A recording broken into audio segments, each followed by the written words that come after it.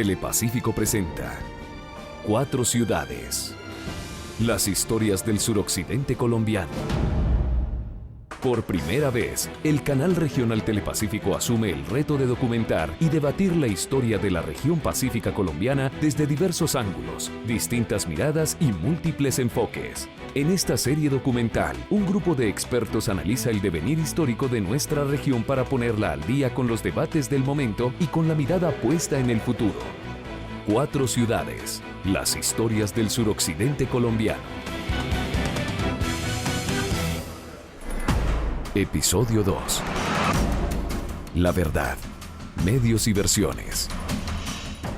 ¿Cómo se ha contado el acontecer diario de nuestra región? La historia del periodismo y la manera como han sido narrados los hechos está íntimamente enlazada con nuestra historia como pueblo y como región. En los medios es donde han estado presentes o ausentes los grandes temas de la vida nacional y regional.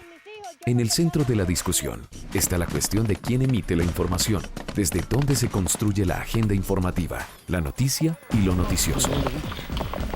La discusión se enlaza de manera amplia con los contenidos que se ponen para el consumo de los televidentes, pues estos tienen que ver con la verdad, los medios y las versiones.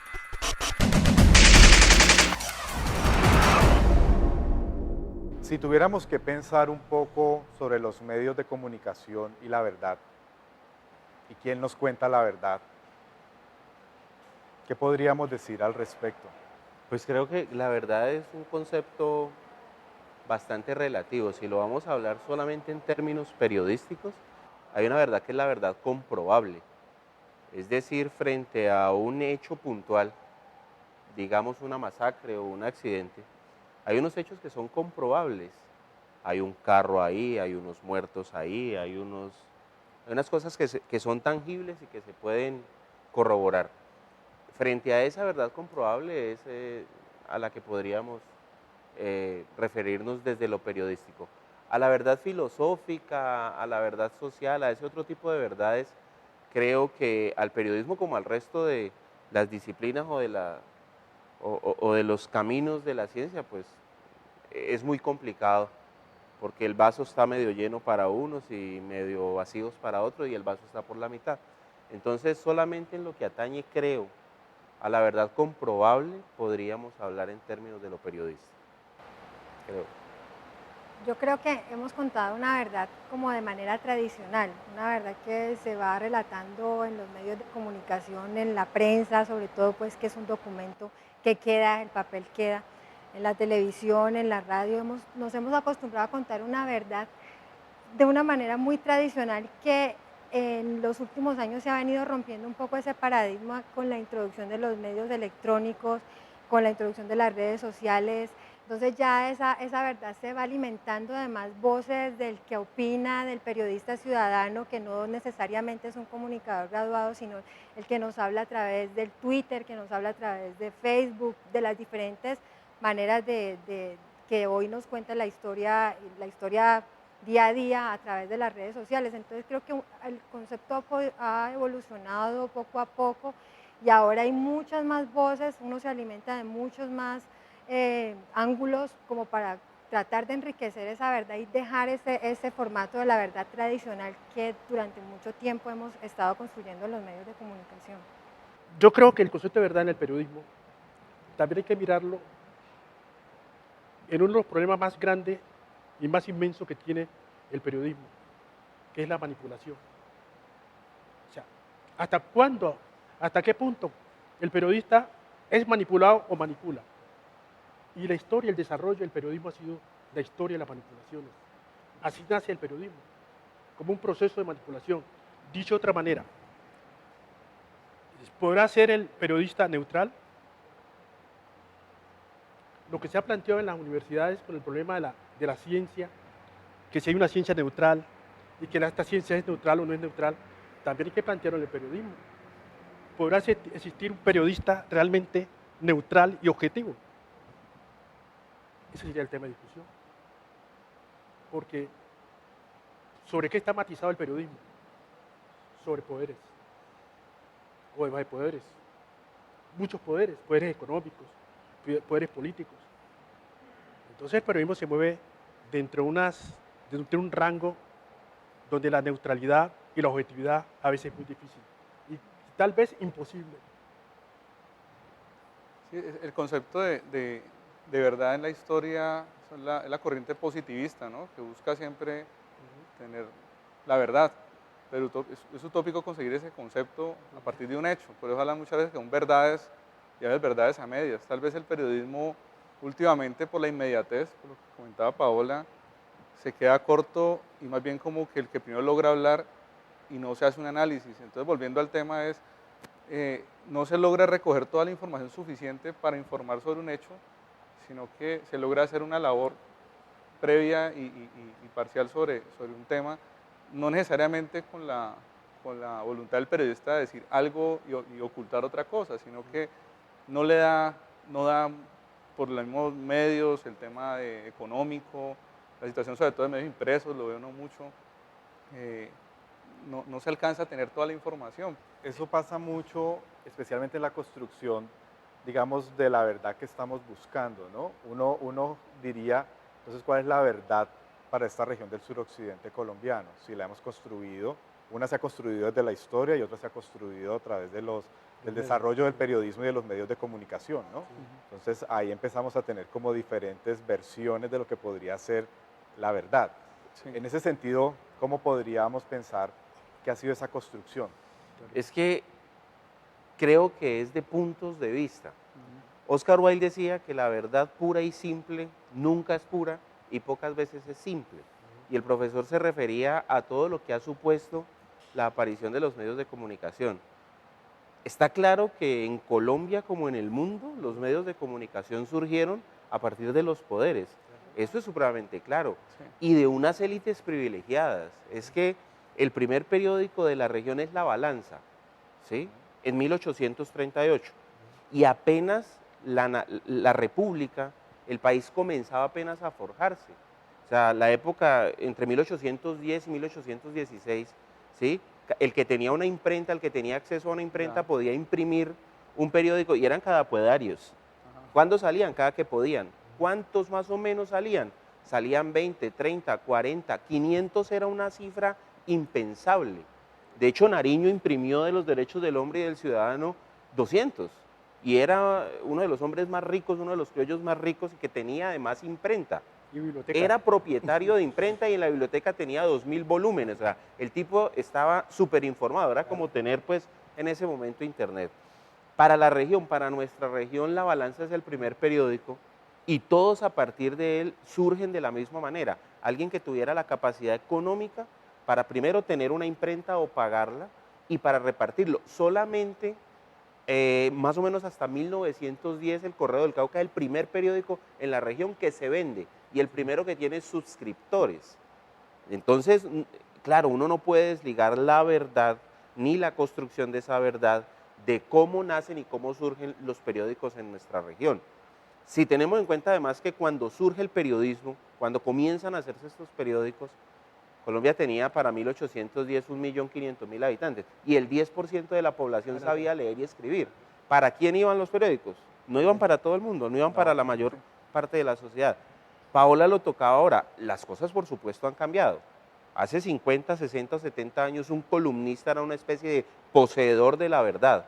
Hoy no, hoy Sabio. el sabio, era sabio. una especie de oráculo. No, Usted hoy lo ha no, dicho muy bien, hoy el más se sabio. demora, y Paola debe haberlo vivido, en salir su columna y en que hayan miles, pero cientos de respuestas que contradicen, que avalan, que insultan a través de las nuevas tecnologías. Entonces, esa relación poder, medios y verdad es simplemente de puntos de vista, más aún si en Colombia la consolidación de los medios de comunicación se da a partir de la corriente política que marcó todo el siglo XIX, que es el bipartidismo. Entonces los periódicos se proclamaban liberales, se proclamaban conservadores, sus colores azul, su color rojo. Entonces no era la verdad, era la verdad desde un sitio de enunciación. Entonces ahí había que hablar no de la verdad, sino, no es lo mismo desde dónde hablo y de qué hablo. Entonces ellos tienen un lugar de enunciación que es una posición política. Por supuesto, la posición política yo no creo que sea la que en últimas termina definiéndolo todo. Hay un poder que está detrás de lo político, que es el gran poder económico, que es el que ha manejado todo. Así comenzaron, así son y así seguirán. pero no es un problema de Cali, Quibdó, Popayán y Pasto. Es universal. Mundo. Es un problema universal, Claro. son organismos vivos y como organismos vivos y dinámicos, pues atienden a unos intereses.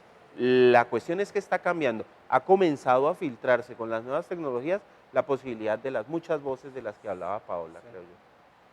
Yo pensaría me que parece también que- dentro de ese proceso sería importante pensar un poco, si nos devolvemos en la historia un poco a, no sé, pongamos una época, digamos, conquista, colonia, ahí también hubo un papel fundamental, digamos, de los medios de comunicación Claro.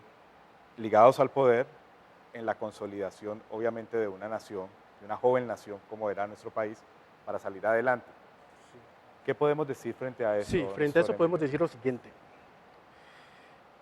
La prensa dominante antes de la independencia era una prensa procolonial. Manuel Socorro Rodríguez, como periodista, ¿a quién defendía? El poder del imperio español. Pero en esa época también surgió una prensa alternativa. Y hay que decir que hubo prensa alternativa, a pesar de que estaba la prensa dominante, que era la de Manuel Socorro Rodríguez, procolonialista. Encontramos la prensa de quién? La de Nariño, que tú estuviste allí. Es una prensa alternativa para la época. Que no era el pensamiento de la colonia, sino el pensamiento de las corrientes independentistas.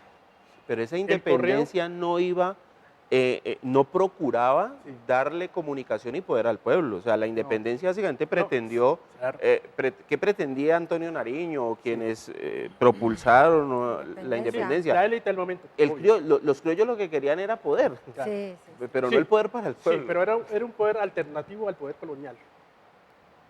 La frase de que lo que hoy es noticia, mañana es historia. Entonces, qué está captando la gente de los medios? Lo que va a ser historia mañana. Y si esa historia está falseada, tergiversada, si hay una historia fragmentada, Ahí, entonces la gente se va alimentando de eso. Y eso es lo que va a crear los imaginarios, los falsos imaginarios.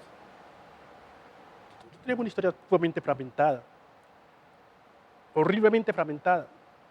Y contra esa historia fragmentada, ¿cuál debe ser la reacción frente a ella? Ese es el problema de la historia.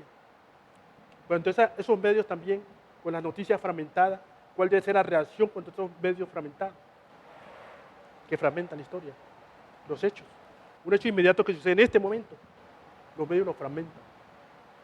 Y saben a quién ponen allí, a quién no ponen, qué se dice y qué se omite. Esa es una forma de fragmentar la historia también. Pero es una frase, es una reflexión que, digamos, se ha mantenido también en el mismo desarrollo histórico del hombre. Si nos trasladamos de alguna manera a la época de los cronistas de Indias, los cronistas de Indias eran conquistadores españoles que venían escribiendo desde su visión Fragmentadamente. la historia de los Fragment. pueblos indígenas que habitaban estas zonas de América. Entonces, en ese punto, pues tenemos una visión de los vencedores a través Claro. del idioma español evolucionado, que nos permite reflexionar sobre cuál fue la visión que encontraron estos hombres con estos primeros pobladores que existían en estas tierras. Y segundo, existe la versión de los vencidos. La versión de los vencidos escritas en idiomas tradicionales que obviamente fueron borrados a través de la españolización Claro. y la cristianización. es que yo creo que si seguimos planteando la discusión solo en términos de la verdad, pues la llegada de los conquistadores, que algunos llaman más que conquistadores, los arrasadores, se impuso básicamente sobre tres cosas: la espada, la cruz y la palabra. La espada porque vencía la flecha, que era de madera; Sí. la cruz porque imponía el cristianismo como dogma y no toda la cantidad de politeísmo que tenían los indígenas; y la palabra porque la traían escrita. Entonces los títulos de propiedad, entonces para los indígenas todo el territorio era la madre, la naturaleza, pero llegan a decirle: no, de aquí a acá y de este río a esta montaña me pertenece, Sí. y queda firmado. Entonces ahí ya comienza a mirarse desde un punto de vista. Cuando el profe se refería a la verdad fragmentada, Phil Al hecho Graham, fragmentado, al hecho. no Phil la verdad. Graham, que fue director del Washington Post, decía: el periodismo es el borrador de la historia. Y después lo corrige un hispanista, Paul Preston, y dice, no, no es el periodismo el borrador de la historia, es el buen periodismo el que sirve de borrador de la historia. Entonces, el periodismo es un punto de partida, pero solo un punto de partida. acuerdo, ¿Por qué? de acuerdo. Porque siempre va a contar desde la oficialidad o desde Del sus poder, sí. intereses. Sí. Es tan así que hoy los grandes conglomerados de medios de comunicación te tienen un periódico de izquierda y uno de derecha, uno para blancos, uno para negros, uno para... Porque es un negocio, es un negocio. Lo que pasa es que ese negocio se ha ido debilitando poco a poco en la medida en que los medios de comunicación permiten que muchas voces entren a participar de esa discusión frente a la realidad. Los medios construyen realidad, eso es evidente, pero cada vez les está resultando un poco más difícil. Si nos vamos al origen de lo que es nuestra región, hombre, vemos que el periódico más consolidado del suroccidente colombiano es El País. Aparece en 1919, pero después creo que Gerardo Lloreda se lo vende a Álvaro Lloreda como en el 50, o sea, es un periódico de 60 años. Si vamos a Popayán, el Liberal fue cerrado el año pasado, en enero del 2012 lo cerraron y duró 74 años. En el diario más importante de Pasto es el Diario del Sur, y el Diario del Sur tiene 30 años, desde 1983. Si vamos a Quibdó, el periódico más importante es Quibdó 7 Días, que es una filial negocio de la casa editorial El Tiempo, que tiene Tolima 7 Días, Quibdó 7 Días, y tiene 18 años. Entonces, las 4 capitales del suroccidente colombiano, el periódico más consolidado es El País, y tiene poco más de 50 años. Yo creo que no tenemos un periodismo, pues, que uno diga en el suroccidente colombiano, de una construcción social y que haga unos aportes grandísimos. Hay iniciativas en esas regiones. También creo que tiene que ver mucho con el día a día de los medios de comunicación, sin querer justificar de pronto lo que no se ha contado, el no poder tener ese espectro mucho más abierto de todo lo que ha pasado en estos últimos años en el suroccidente. La necesidad de informar lo que está ocurriendo en el día a día a veces no te permite hacer como una mirada mucho más profunda, mucho más fiel de la realidad de cada situación o de cada hecho o de cada comunidad de pronto que necesitaría tener un poco más de voz y más de reflejo en los medios. Creo que eso también es un poco el drama que sufrimos a diario en las salas de redacción, es ese: no tenemos suficiente espacio, suficiente tiempo y suficiente músculo para poder hacer las cosas con una mirada más fiel a lo que está pasando. Y obviamente es una realidad de todos los medios, cada cual tiene unos intereses y defiende unos principios, claro, que a pesar de que esa es su razón de ser en el nacimiento de los medios, es una realidad que ya se modificó, que ya en la actualidad uno no puede vivir de ese cuento porque no es así, porque el negocio cambió, porque la guerra de la información es mucho más fuerte ahora, la guerra entre comillas, porque ya hay mucha competencia y los medios, como lo cuenta Lisandro, hay medios que se han ido desapareciendo justamente por los cambios de la dinámica de la información. Entonces creo que en ese orden de ideas juegan un papel preponderante documentos o investigaciones históricas, como el caso de Basta Ya, que es una reconstrucción muy fiel de las víctimas en el paramilitarismo, de las víctimas en los diferentes momentos de la historia, y por eso los medios también como que nos avolcamos a revisar esos informes, de lo que se hace a través de Arcoíris, lo que se hace también en Semana en Verdad Abierta, que son procesos de investigación muy profundos, muy ambiciosos, contándonos muchas cosas que en su momento los medios no tuvieron la oportunidad de contar, o no profundizaron, o no quisieron contar de pronto, porque también a veces el drama de contar y contar cosas negativas y negativas y negativas todos los días, también es la reflexión que nos hacemos: oiga, ya, como que paremos un poco, porque es que tanta cosa como que termina uno haciendo una tragedia y lo que termina es uno transmitiendo una sensación muy complicada en el lector. Entonces creo que por eso ese fenómeno de tanta investigación que está surgiendo en la actualidad, de tanto informe histórico, es tan importante para construir esa historia y para profundizar y enriquecer un poco más esa historia que quizás hemos quedado debiendo en los diferentes momentos de los últimos años. Ahora se dice ella, escribir lo negativo. Me trae a la mente un hecho que me contó una periodista de uno de los principales periódicos de Colombia. Me contó, me dice, Millo, ¿cómo te parece? Me van a trasladar del Chocó. Y yo, ¿por qué te van a trasladar? No, ya está la orden de traslado de Bogotá. ¿Por qué? Pero cuéntame, ¿por qué te van a trasladar de Bogotá? Te voy a contar en secreto. La tesis de la dirección del periódico es que yo envío muchas noticias negativas del Chocó.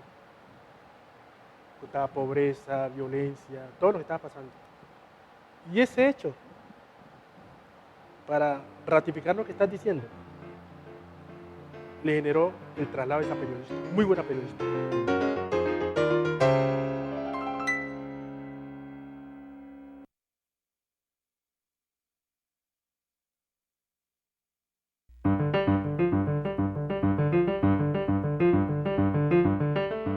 Los grandes empresarios, los encargados, y hablamos del tiempo en particular, pues ahorita la información está en manos de la gente que maneja el poder económico, literal, ya de frente, y eso está pasando con los grandes medios. Entonces, pues el tema de quién dice la verdad queda muy complicado, queda más bien una comunidad educada que pueda ver diferentes puntos de vista. No necesariamente el Telesur de Chávez era como darse cuenta de qué pasaba en un paro en Colombia, que los medios de Caracol y RCN hace unos 3 o 4 años le dan la espalda a los paros, y que Telesur sacaba qué estaba pasando y qué estaba pasando a los indígenas en ese momento. Tampoco yéndose a otro lado, pero sí hay que formar a esa gente que pueda interpretar qué está pasando, porque ya no le puede uno creer 100% un medio de comunicación, y no porque haya una maldad, un interés en manipularlo, no, sino que pues la inmediatez, y hay una línea editorial, y pues para eso vamos a hacer un medio. O sea, yo no voy a crear un medio de comunicación para que hable mal de mí, hablando del tiempo. Entonces, Sí. pues no, de ahí no puede partir. El poder es tan fuerte que si uno mira la creación de las agencias noticiosas, la ABA, la Reuters, la UPIT, etc. Ellos tienen una metrópolis que se miran las noticias del mundo. Por ejemplo, en la guerra de Vietnam, dijo un presidente norteamericano, el presidente creo que fue Kennedy, que si era verdad lo que estaban diciendo de la tumbada y caída de tantos puentes, Vietnam no podía tener un solo puente. No. ¿Por qué? ¿Por qué hacer eso? Es que la noticia sale 800 muertos, pero la noticia tenía que ir de la UPI o la AFP o la Reuters a la sede, y 800 la podían reducir a 80 muertos. Es un cerazo que mueve la noticia y la trabaja ideológicamente. No conviene esto. ¿Qué pasó cuando, ustedes recuerdan en la guerra de Vietnam, cuando ese Lon Lutz, general ese, cogió al muchacho y le pegó un tiro en la frente? Eso salió por la televisión mundial y modificó la conducta del pueblo norteamericano. Totalmente la modificó. Incluso que le retiraron las pautas comerciales a la empresa esa, CNN, en su época, porque no querían estar impregnados de ese tipo de violencia. Y miren lo que pasó en Colombia. Qué bueno que la gente mire ese caso. Ustedes recuerdan los 3 Caínes. Claro. Los 3 Caínes, ¿qué son? Historia. Allá hay historia, allá hay arte. Historia reciente. Eso es reciente, es historia. Habría que preguntar, ¿por qué la Universidad de Antioquia se fue contra eso? Contra esa serie. Porque a pesar de que es historia, que eso es, ahí hay arte, y en el arte hay un problema que ahí tiene imaginación, o tiene ficción, tiene estética, tiene belleza por algún lado, y tiene un papel cognoscitivo. O sea, lo que se ve en una serie tiene un aspecto cognoscitivo. ¿Qué quiere decir eso? Que refleja hechos reales, que refleja conocimientos reales. Por ejemplo, la existencia de los castaños, que eran eso es un hecho real, después de tergiversar. ¿Y cómo manipuló esa serie la realidad? Primero, hacía creer que los muertos de los paramilitares, o lo que hacían los paramilitares, era porque estaban defendiendo al país, de la insurgencia o de la guerrilla. Entonces justificaba la muerte de los profesores de la Antioquia, de Torabás Gómez de la Antioquia, el médico.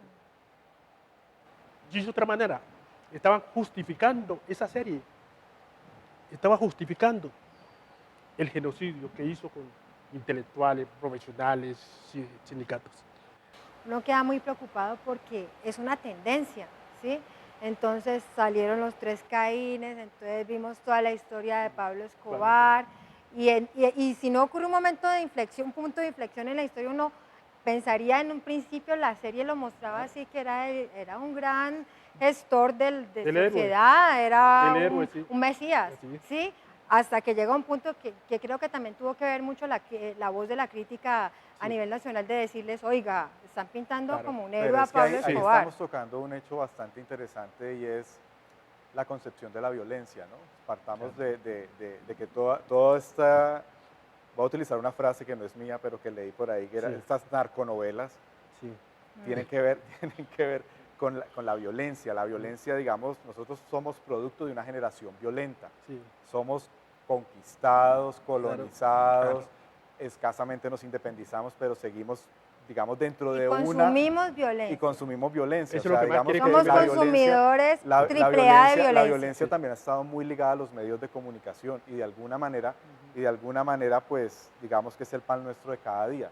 Desafortunadamente, no debería ser así. Tú lo planteabas ahora muy bien cuando decías que son más los hechos violentos que registramos en el día a día que, digamos, los hechos positivos claro. o que de pronto nos podamos profundizar allí.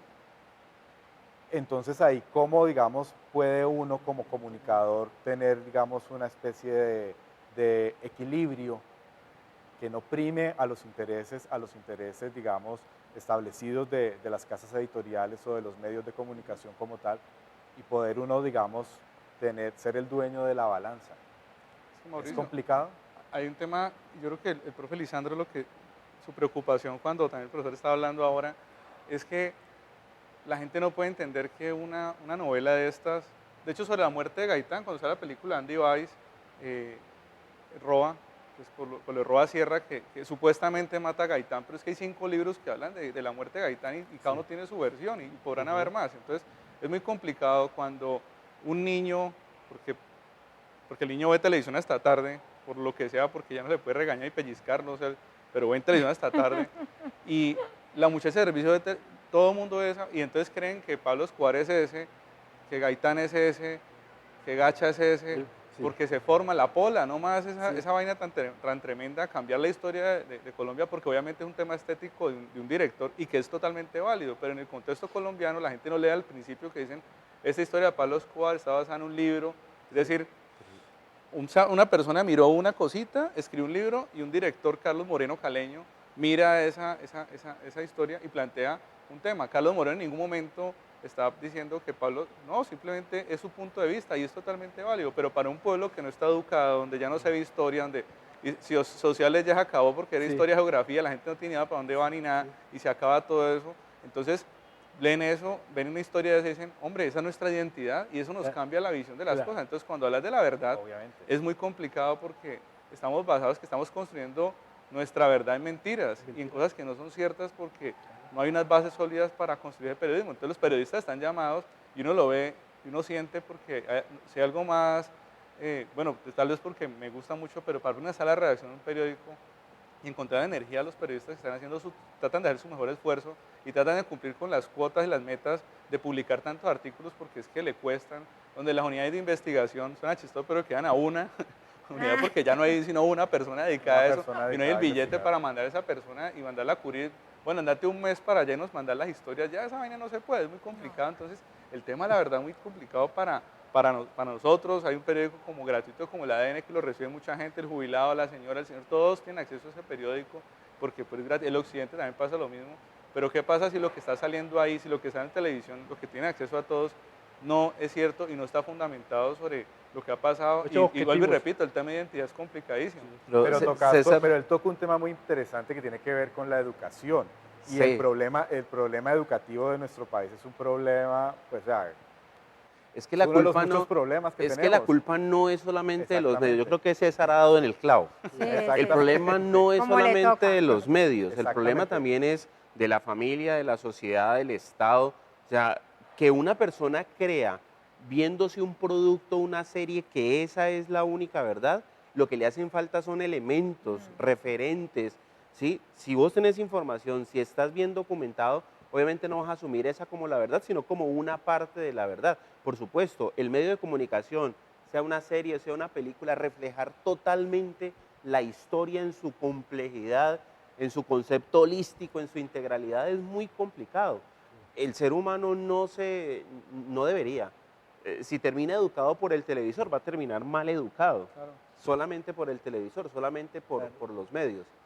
Cuando César se refería a que en los periódicos cada vez la unidad investigativa es uno, es increíble que un periódico tenga una unidad investigativa cuando todo el periodismo debería ser investigativo. De la misma manera que se habla de democracia participativa cuando la democracia debería ser participativa. Intrínsecamente el periodismo es investigación y la democracia es participación, pero como ni una ni la otra cosa sucede, tienen que reforzarla.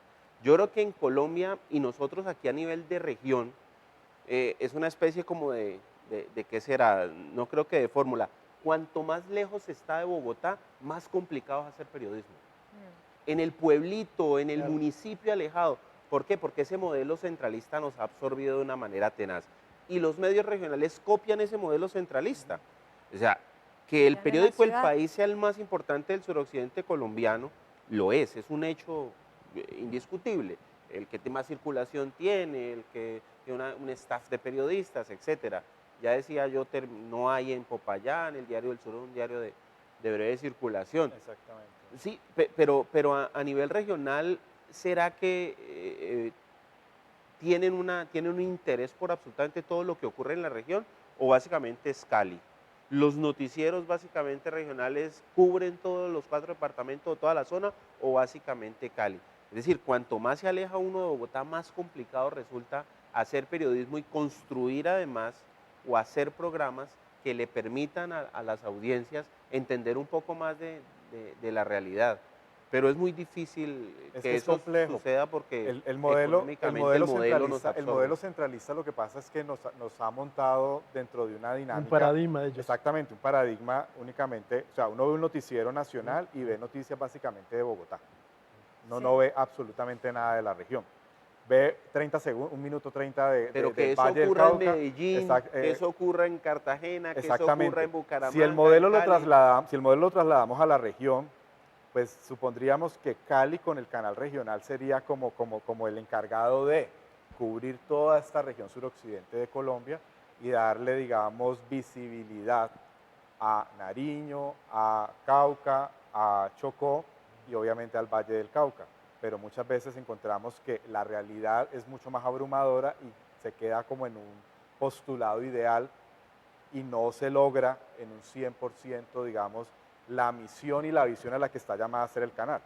El modelo de Colombia No es un queda- modelo básicamente centralista. Exactamente. Ahora, con la Constitución Política de Colombia en el 91 se intenta la descentralización y a esta fecha ya se ha vuelto a modificar unas 3/4 partes de la Constitución para evitar que eso ocurra. O sea, sigue siendo un modelo centralista. Y lo que no está en ese modelo centralista es periferia. Aquí es periferia, yo creo, buena parte del Pacífico, alguna parte del Atlántico no tanta, toda la Orinoquía y toda la Amazonía. Pareciera que Colombia solamente la zona andina es la que importa, pero el resto es periferia. Y no estamos dentro de los círculos de poder donde se toman las decisiones, no estamos desde los medios de comunicación informando de manera integral la condición o el pensamiento de país. Pero no hay una representación de país, ni se tocan los temas que de verdad le interesan, los temas gruesos, importantes, profundos, que podrían generar cambio en este país, no se tocan.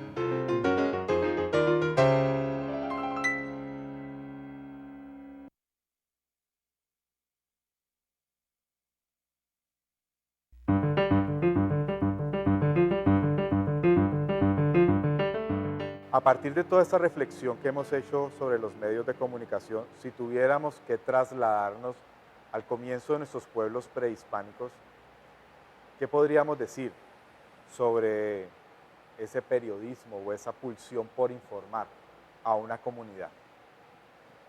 Pues por supuesto no podríamos hablar de periodismo porque para hablar de Obviamente. periodismo hay que hablar de circulación masiva de información Ajá. a partir De Manuel de Socorro, un... Sí, de Manuel Socorro Rodríguez. sí, a partir de una información Sí. que se encuentre en un soporte de papel, un soporte virtual, etcétera. O sea, ahí es cuando comienza a hablarse de periodismo, por eso del periódico. Periodismo viene de periódico. Eso no significa que las culturas prehispánicas no tuvieran formas de comunicación y que no fueran masivas, porque sí eran masivas. Si examinamos los tres grandes grupos, que son los aztecas, los mayas y los incas para nuestra situación, para Colombia concretamente, la situación llegó incluso a bordear a San Agustín y la información llegaba a través de los chasquis. Los chasquis eran mensajeros, mensajeros que viajaban con información, habían algunos que caían fulminados, muertos, porque llevaban la información. Esa información, ¿cuál era el soporte de esa información?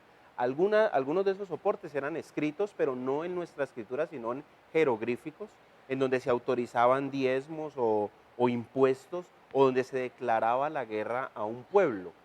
Pero volvemos entonces a la historia de ¿qué? A la historia de los españoles y el arrasamiento cultural que ello produjo. Hoy es muy particular que cuando evalúa uno el idioma chibcha, cuando tenemos una cantidad de palabras que sobrevienen de esa época, pero que las élites, los españoles, los propietarios de la tierra, los terratenientes, bajaron de su condición, es decir, otra forma de dominación fue acabar con esa forma de comunicación. Para citar casos breves o muy puntuales, hoy un guache es una palabra que viene del chibcha, y guache era gran señor, gran luchador de la frontera. Hoy guache es un tipo Fíjese en lo que vulgar. terminó. Y fíjese en lo que terminó. Deberíamos verlo de antes. Guaricha. Guaricha. Guaricha era una reina, mujer espléndidamente bella. Y hoy Guaricha, bueno, por cuestiones de censura no vamos a decir qué es. Chuzo. Preguntémosle a Andrea Chuzo Echeverri. era el gran negocio, la gran tienda donde Él se sí trocaba permanece. y se mercadeaba. Y hoy Chuzo es un negocito de Sí, pacotilla. claro. Chicha era la bebida de los dioses. Hoy chicha es una porquería, una basofia que toman la plebe. ¿Me entiendes? Entonces, claro, sí habían formas de comunicación, sí eran masivas, pero no eran en el soporte tradicional, eran la tradición oral, eran el voz a voz, era el más viejo al más joven y así iba de generación en generación viajando la información.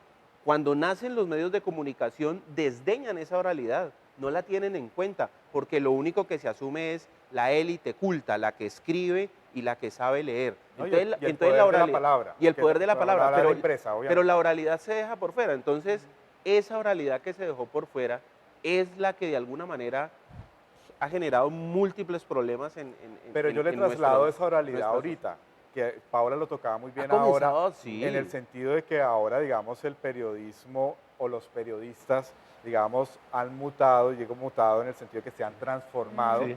en, digamos, en ciudadanos que, digamos, se preocupan por su comunidad, que quieren de alguna manera aportar algo y entonces ya utilizan medios alternativos, como decía Paola, Twitter, las redes sociales, y todo el mundo pone su voz de protesta, positiva, negativa, opina, no opina, pero digamos que hay como que, Una como que esa democratización. voz Sí. del pueblo ha tomado, digamos, un cierto protagonismo y también ha sido de alguna manera o intenta ser recogida de alguna manera por los medios de comunicación. Es que Mauricio, la historia oficial comenzó a escribirse por los que andaban a caballo. Primero los conquistadores, después los próceres. Los parques de Colombia, por ley, desde 1920, tienen o deben de tener una estatua de Simón Bolívar, por ejemplo. Pero la historia de los de a pie, de la gente común y corriente, de los que todos los días se parten el lomo, de los que luchan, de los que cada día caen vencidos y cansados, esa historia no se cuenta.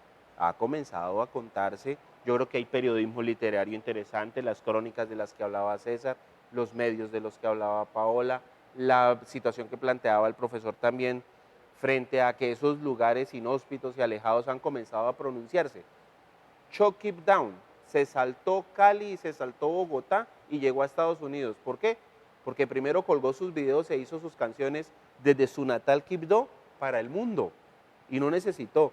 Esa es una nueva posibilidad. Hay miles, cientos, ejércitos de personas que están escribiendo, opinando, haciendo videos y los medios están asustados por eso. Estados Unidos planteó la SOAP, Sí. que aquí se traduce sopa, pues, Sí. ese intento por tratar de controlar lo incontrolable que es la red, esa autopista donde fluye tanta información. Sí. Yo creo que Y ahí tiene- está la esperanza. Y tienen por qué estar asustados, tienen por qué estar nerviosos, porque, porque las redes están desplazando a los sindicatos, están desplazando a los partidos políticos, están desplazando a las iglesias. Una sola persona es capaz de convocar miles, millones de personas en distintos continentes, una sola persona en la red, haciendo una convocatoria, se ha visto. Convoca más la red, a través de la red, que un partido político. El fenómeno de la que un primavera dirigente. árabe es un fenómeno, Un de fenómeno redes enorme. sociales. O sea, Obama, su primera elección, es Claro. un fenómeno de redes sociales. están desplazando los partidos Yo quisiera políticos. las preguntarle a redes. Paola Sí. algo que me llama la atención y es la impresión y el papel periódico o el periódico en papel y el la papel, crisis, sí. el periódico dentro de la web. Ujú. ¿Son dos medios diferentes? No. ¿Son dos periódicos diferentes? No, ¿Cómo han hecho para, digamos, asumir esos dos medios, digamos, con públicos tan diferentes o con lectores inquietos tan diferentes? digamos que son dos dinámicas que se acompañan, pero que se mueven de manera independiente en momentos precisos del día o de informaciones del día. Entonces, hay una redacción que trabaja en el periódico impreso, hay una redacción que trabaja en la web, pero que se retroalimentan en momentos, se comunican. Hay unos públicos, de pronto hay información que en el impreso no se amplía tanto, pero en la web vemos que es absolutamente exitosa. Hay informaciones que nosotros no, incluso es un fenómeno muy chévere estar viendo todo el tiempo el medidor de lo más visto, lo más leído, lo más comentado, porque esa también es una manera de saber uno con qué se está conectando la gente y de qué quiere la gente que le cuenten más, ¿sí? Pero también con eso hay una observación que yo siempre recalco y es que si bien el fenómeno de las redes sociales es una cosa innegable y el fenómeno de los medios electrónicos, también es cierto que el periodista es uno solo y el que tiene la función de informar también tiene una responsabilidad muy grande. Entonces nos encontramos muchas veces con que la gente quiere consumir mucha información del América, el América, el Cali, el América, pero pues el periódico no puede ser todo del América o todo del Cali, o también con informaciones que no son verdad, que se murió Chespirito, que es el chiste pues eterno de los últimos 2 años, lo han matado 1000 veces en redes sociales. Entonces, también como tener ese filtro, esa distancia de mirar y de comprobar que es una labor del periodista. Si bien hay una voz que hay que escuchar, también hay que tener como cierta límite, cierto filtro frente a todas las cosas que se mueven en redes sociales. Y ese tema del periodismo ciudadano me parece que es sumamente peligroso. Yo creo que ahorita el periodismo más que nunca debería ser más profesional y volver a esa, y lo digo de mi parte, me tocaría hacerlo. O sea, yo soy ingeniero de periodismo, pero se necesita una formación de periodista para hacerlo. O sea, la gente necesita tenerlo, no es cualquiera que escriba cualquier cosa, porque se genera lo de Chespirito, que el Papa, o sea, cantidad de cosas que la gente que se está desinformando. Entonces sucede lo mismo que pasa con la televisión. O sea, hay que saber televisión, la televisión no es mala por sí sola. Ahorita usted tiene acceso a cantidad de canales, que cuando yo estaba pelado solamente eran 2, nos tocaba esperar hasta las 4:30 que arrancara la televisión educativa y cultural, y solamente era esos 2 y no más. Ahorita hay un poco de televisión, y el problema no es la televisión, sino no saber televisión. Usted verá qué hace con su tiempo, si lo que sintoniza es un programa de una calidad y que usted reconoce, si usted se ve un debate interesante por Canal Capital, alguna cosa, o si usted pone a ver telenovelas y le coge la 1 de la mañana, o si usted en internet se pone a ver Facebook y a ver la vida de los demás todo el tiempo y le coge el tiempo y la tarde usted estuvo sentado en un computador trabajando y se informó, será por los memes y todo esto que se está enviando videos cortos que hacen que sea más ágil, pero no pasa nada. Entonces yo creo que frente a lo que hemos estado hablando, la televisión pública es muy importante. El problema es que la televisión pública, así como pues Telepacífico y todos los canales regionales, Sí. pues también están ligados a un tema político de una gobernación. Es decir, un canal regional no le puede tirar a su gobernador porque pues yo creo que Lo saca. volarían Es cabeza. una Entonces, cuestión. entonces la vaina es muy complicada porque si lo público va ligado a ese tipo de cosas, entonces, últimas, lo que estamos hablando es la verdad. Pues no va a haber verdad porque pues la gente sabe que hay unos temas de los que no se puede hablar por público que sea y ni hablar de lo privado. Entonces es muy complicado. Definitivamente lo que hay que hacer es formar a los televidentes, formar a la gente para que tenga el criterio para saber qué es lo que está pasando y formarse una opinión. Hay un tema muy complicado, la parte ética. En Colombia es más complicado una violación que un asesinato. O sea, es peor que alguien lo violen a que lo maten. Los borrachos al volante, ese es un un tema Ah, que es un es un hit. fenómeno. Eso es un fenómeno televisivo impresionante, pero ningún medio de comunicación aborda el problema complejo, y es que Colombia se emborracha por todo, que todo se celebra con trago, el nacimiento, la muerte, el grado, el Ah, muy matrimonio, el chévere eso. bautizo, absolutamente todo. Si a eso se le suma además que buena parte de las rentas de los departamentos, tan buen negocio es que las chicherías las sacaban y dicen que eran sucias y contaminantes porque el Estado asumió la fabricación de cerveza y de trago. Y ya después el negocio es tan bueno que entonces cada departamento es libre y autónomo para manejar su propio trago. Entonces de la venta del trago depende la educación, en buena parte la salud. Entonces, ¿cómo no somos consecuentes? No, Los y medios de obvia- comunicación y no son obviamente, consecuentes. Los temas que exactamente. tocan Los temas no que creo tocan, que- espérate un momentico.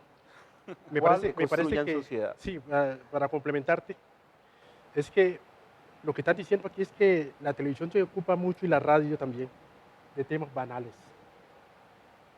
Entonces, la banalidad está dominando la televisión y está dominando la radio y los problemas centrales los marginan. Y me parece que eso es muy peligroso en una sociedad como la nuestra. Yo recuerdo que Spengler, cuando Osvaldo Spengler escribió La decadencia de Occidente.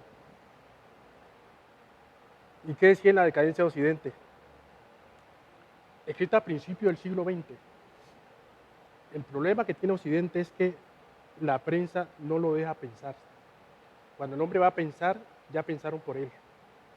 Esa banalidad tiene una finalidad también. ¿Cuál es la finalidad? Que la gente no piense, no analice los problemas. La prensa no es tan indiferente, que la radio no es tan indiferente, que la televisión no es tan indiferente, que están canalizando un tipo de pensamiento en Colombia. ¿Cuál es ese pensamiento? Yo creo que ahí en la pregunta, una de las preguntas está haciendo eso. Ese imaginario colectivo. ¿Qué imaginario se está creando en Colombia? Yo Sí. quería resaltar algo que creo que también sirve para el cierre, y es que con la evolución de los medios y con la evolución también de las maneras de contar la historia, hay que destacar que ese lector o ese ciudadano que hoy percibe la información tampoco se traga el cuento entero. Eso lo vemos clarito en los comentarios de las notas, en los medios electrónicos, en las cartas que mandan en los medios, en los foros y en los debates que se forman alrededor de una noticia o de una columna de opinión. La gente no es tonta, la gente sabe qué le están diciendo y sabe cuándo, y también hay una censura muy fuerte, que eso es parte del ejercicio de veeduría que tiene que hacer la ciudadanía frente a lo que se le está informando.